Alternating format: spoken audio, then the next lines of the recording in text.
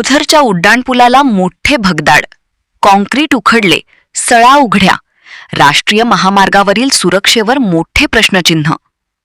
नाशिक जिल्ह्यातील ओझर येथे मुंबई-आग्रा राष्ट्रीय महामार्गावरील उड्डाणपुलाला मोठे भगदाड पडल्याची धक्कादायक घटना समोर आली आहे.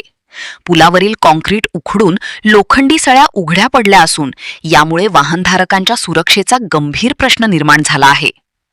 मुंबई-आग्रा राष्ट्रीय महामार्गावरील ओझर उड्डाणपुलावर अचानक कॉन्क्रीटचा मोठा भाग उखडला. त्यामुळे पुलाच्या आतील लोखंडी सळ्या स्पष्टपणे दिसू लागल्या आहेत. या घटनेनंतर पुलाच्या गुणवत्तेबाबत आणि देखभालीबाबत गंभीर प्रश्न उपस्थित होत आहेत. घटनेची माहिती मिळताच राष्ट्रीय महामार्ग प्राधिकरण आणि पोलीस प्रशासन घटनास्थळी दाखल झाले. धोकादायक भागाभोवती बॅरिकेडिंग करण्यात आले असून वाहतूक एका बाजूने वळवण्यात येत आहे. दरम्यान लोखंडी पत्रे टाकून तात्पुरती दुरुस्ती करण्याचा प्रयत्न सुरू असल्याचेही दिसून आले. या कामामुळे महामार्गावरील वाहतूक संथ झाली असून वाहनधारकांना मोठ्या वाहतूक कोंडीचा सामना करावा लागत आहे. विशेष म्हणजे 10वा मैल परिसरात सुरू असलेल्या उड्डाणपुलाच्या कामामुळे आधीच वाहतूक विस्कळीत आहे. त्यात आता ओझर उड्डाणपुलावरील ही समस्या वाढल्याने नागरिकांचा प्रवास आणखी त्रासदायक ठरणार आहे.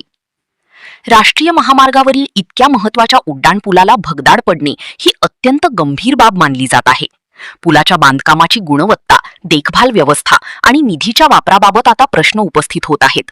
स्थानिक नागरिकांनी या पुलाची सखोल तपासणी करून कायमस्वरूपी दुरुस्ती करण्याची मागणी केली आहे.